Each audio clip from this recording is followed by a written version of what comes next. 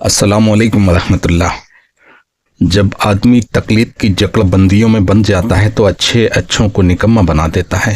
ये तकलीद ही ऐसी शय है कि अच्छे भले इंसान को निकम्मा बना देता है। लो सुन लो, अच्छे भले आदमी हैं, क्या कह रहे हैं। मुझे हैरत इस पर होती है। मैं अहले हदीसों का एहतराम करता हूँ, मेरे लिसनर में बहुत सारे अहले हदीस हैं, मेरे दोस्तों में भी हैं, लेकिन मुझे अजीब हैरानगी होती है। आप अपने आप को सलफी कहते हैं मगर असलाफ की मानते एक भी नहीं है। आप कहते हो हम सलफी हैं। सलफ से दिखा दो 3 तलाकों के किसने करार दिया, सलफ से दिखा दें आप। मुफ्ती साहब, काश कि आप इस बात की वजाहत कर देते कि आपके नज़दीक सलफ कहते किसे हैं। जहाँ तक मेरी जानकारी है, हनफियों के यहाँ सलफ सिर्फ अइम्मे अरबा को समझा जाता है। अइम्मे अरबा के अलावा किसी को हनफी लोग सलफ समझते ही नहीं है। यही वजह है कि आपको ये एतराज़ करने की जुर्रत करनी पड़ी, वरना अहले हदीसों का हर मामला सलफ से ही साबित है। वो मैं अभी साबित करता हूँ। ये लो मुफ्ती साहब, सलफ से ये हदीस है, सही मुस्लिम किताबुत तलाक बाब तलाक सलासा। सलफ कौन है इसमें मालूम है?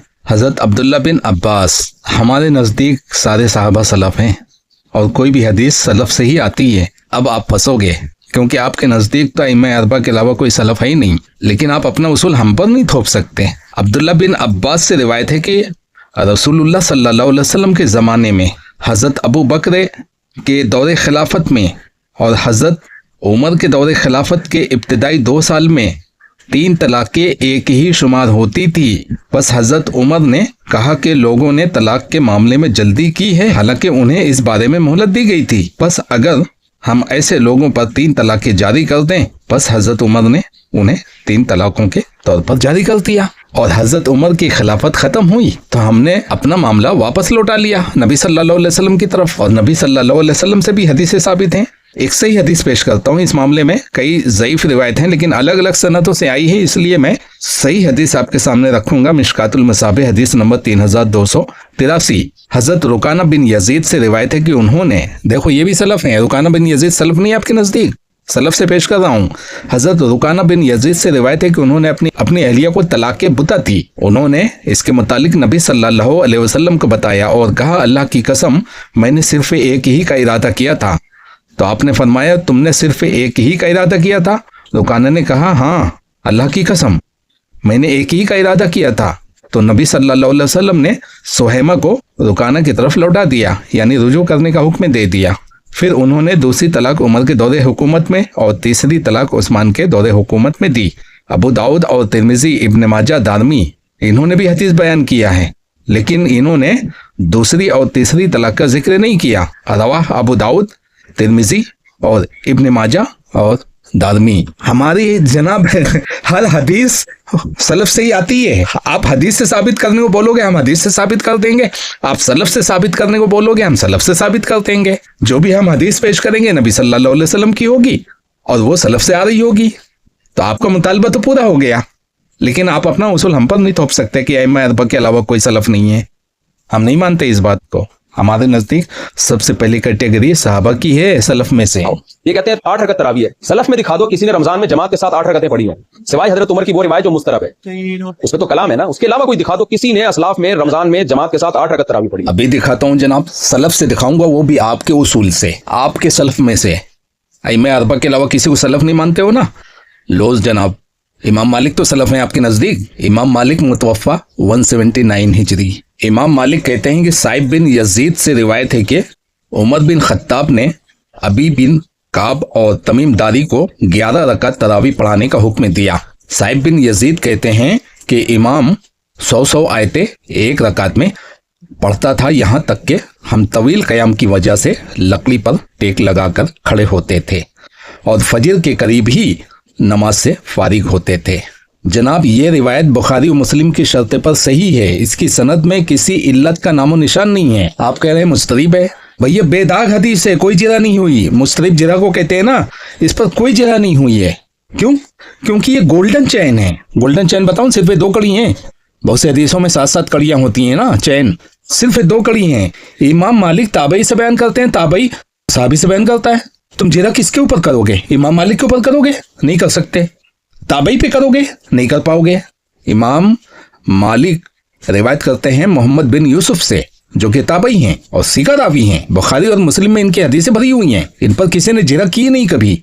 और मोहम्मद बिन यूसुफ साइद बिन यजीद से रिवायत करते हैं जो कि साहबी रसूल हैं, और वो हजरत उमर से रिवायत कर रहे हैं। तुम कौन सी चैन पे कलाम करोगे? गोल्डन चैन है जनाब, बल्कि डायमंड चैन बोल लो, कोई कलाम नहीं है। अच्छा, मुफ्ती साहब ने तो इस पर मुजतरिब का हुक्म लगाया है, जबकि इनकी कोई हैसियत नहीं है कि किसी हदीस पर ये मुजतरिब का हुक्म लगा सकें। अगर किसी मुहद्दिस ने मुजतरिब का हुक्म लगाया है तो पेश करें, कभी नहीं पेश कर पाएंगे। क्यों? क्योंकि ये गोल्डन चैन है, इसमें कोई ऐसा रावी नहीं है जिसके ऊपर जिरा की गई हो, और बेदाग है, मैं बता चुका हूं। अब ये बुरी तरह फंस गए, सारे हनफी बुरी तरह फंस गए कि ये तो हमारे सलफ से साबित कर दिया, यानी इमाम मालिक से। इनके नजदीक तो इमाम मालिक सलफ हैं, साहबी को तो सलफ समझते नहीं है, तो इमाम मालिक से मैंने साबित कर दिया, तो इनसे कुछ नहीं बन पाड़ी, तो एक बहतान लगा दिया कि मोहम्मद बिन यूसुफ को वहम हुआ था। अच्छा, बहतान लगाना बड़ा आसान है, किसी के बारे में भी कुछ भी बोल दो, साबित करना पड़ता है। कहां से साबित करोगे कि मोहम्मद बिन यूसुफ को वहम हुआ था? तुमको कैसे पता चला? किसी मुहद्दिस ने बयान किया है?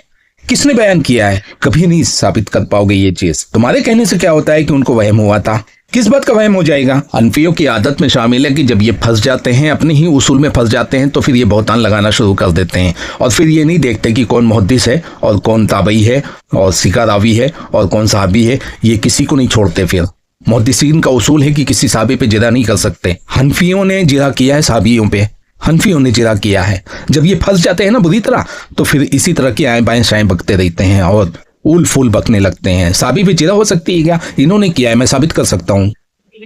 आप कहते हैं हम सलफी हैं, सलफ में दिखा दो किसी औरत ने मर्दों की तरह नमाज पढ़ी है। इमाम बुखारी ने सिर्फ एक खातून का तज़किरा किया जो मर्दों की तरह नमाज पढ़ती थी, इसका मतलब बाकी सारी औरतें औरतों की तरह नमाज पढ़ती थी। तो आप दिखा दें सलफ में कि औरतें मर्दों की तरह नमाज पढ़ती थी। अरे जनाब मुफ्ती साहब, आपने खुद ही साबित कर दिया ये मसला। तो इमाम बुखारी की हदीस का हवाला देकर कि औरतों और मर्दों में नमाज में कोई फ़र्क नहीं है, एक औरत का जिक्र इमाम बुखारी ने किया है, और इमाम बुखारी ने किया है तो वो तो सलफ से साबित हो गया। क्योंकि अगर इमाम बुखारी आपके नज़दीक सलफ नहीं है, तो उसमें जो रावी हैं वो तो सलफ हैं। हम तो इमाम बुखारी को भी सलफ मानते हैं। तो वो जिस हदीस का आपने जिक्र किया है कि इमाम बुखारी ने एक औरत को साबित किया है, तो जनाब मानने वालों के लिए एक ही हदीस काफ़ी है। और इमाम बुखारी ने उस औरत का जिक्र करके ये साबित कर दिया है कि औरत और मर्द की नमाज में कोई फ़र्क नहीं है, क्योंकि नबी सल्लल्लाहु अलैहि वसल्लम ने फरमाया है कि नमाज इस तरह पढ़ो जिस तरह मुझे पढ़ते हुए देखते हो, और इसमें कोई तखसीस नहीं है कि औरतों के लिए कोई अलग से हुक्म आया हो।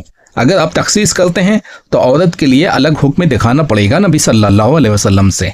जबकि शारे बुखारी इमाम हाफिज़ इब्न हजर अस्कलानी और अल्लामा शमसुल हक अज़ीमाबादी कहते हैं कि मर्द और औरत के दरमियान तकबीर के लिए हाथ उठाने के फ़र्क के बारे में कोई भी हदीस वारिद नहीं है। मतलब इनका यह कहने का है कि औरत और मर्द की नमाज में कोई फ़र्क कहीं से सही सनद के साथ साबित नहीं है, और हनफी जिन हदीसों का जिक्र करते हैं उनमें एक भी सही हदीस मौजूद नहीं है। कोई ज़ईफ़ है, कोई मौजू है, गढ़ी हुई है, सही सनद को एक भी हदीस पहुँचती नहीं है। और सबसे बड़ी बात यह है कि नबी सल्लल्लाहु अलैहि वसल्लम का ये हुक्म है कि नमाज इस तरह पढ़ो जिस तरह मुझे पढ़ते हुए देखते हो, इसमें तखसीस आपको लाना पड़ेगा कि औरतों के लिए कोई अलग हुक्म है। अगर आप तखसीस नहीं दिखा सकते तो हुक्म आम माना जाएगा, जो हुक्म मर्दों के लिए है वही हुक्म औरतों के लिए है। और आपने उस हदीस का जिक्र करके खुद ही साबित कर दिया कि औरत भी मर्द की तरह नमाज पढ़ेगी, जिसको इमाम बुखारी ने रिवायत किया है। मुझे पेश करने की ज़रूरत नहीं है, आपने मेरा काम खुद कर दिया है।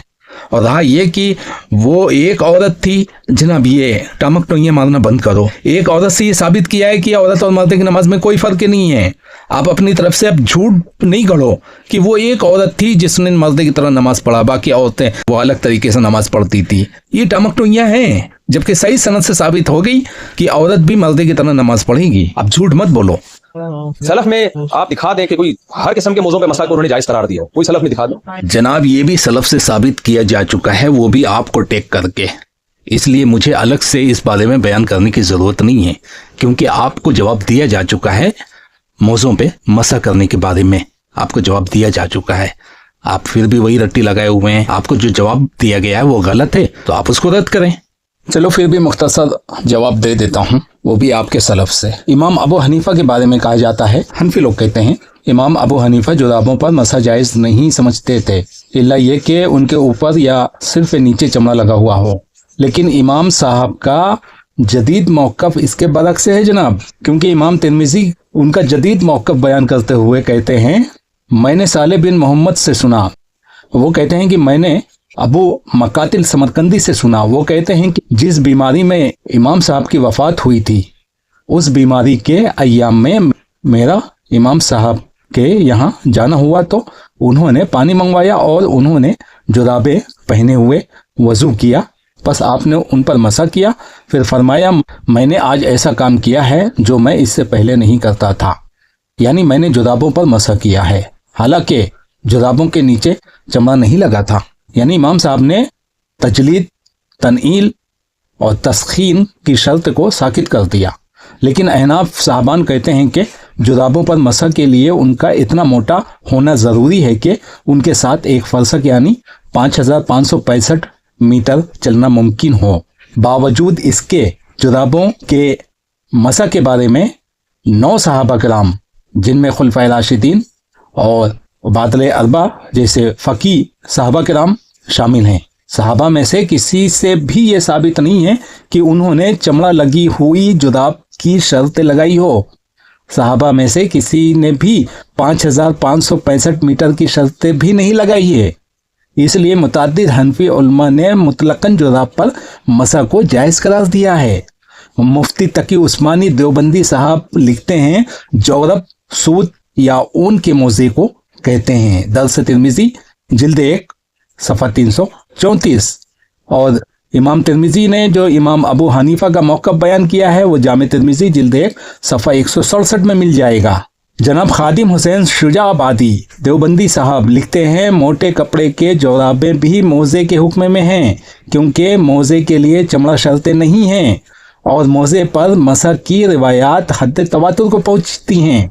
फजलुल वदूद तकरीर सुनन अबी दाऊद 119। अब्दुल हक हक्कानी देहलवी देवबंदी लिखते हैं, अगर कोई ख्वाह सफ़र में हो या हज़र में पाँव न धोए बल्कि जुराबों पर मसा कर ले तो ये काफ़ी है, क्योंकि इसका सबूत नबी सल्लल्लाहु अलैहि वसल्लम से बखूबी पहुंच गया है। बल्कि अक्सर मुहद्दिसीन ने हदीस मसा को मुतवातिर गिना है। हक्कानी अकायदुल इस्लाम सफ़ा 26। मैंने सलफ से भी साबित कर दिया, जिन्हें आप सलफ कहते हैं। इमाम अबू हनीफा का रुजू भी साबित कर दिया। आप अभी भी लकीर के फ़कीर बने हुए हैं।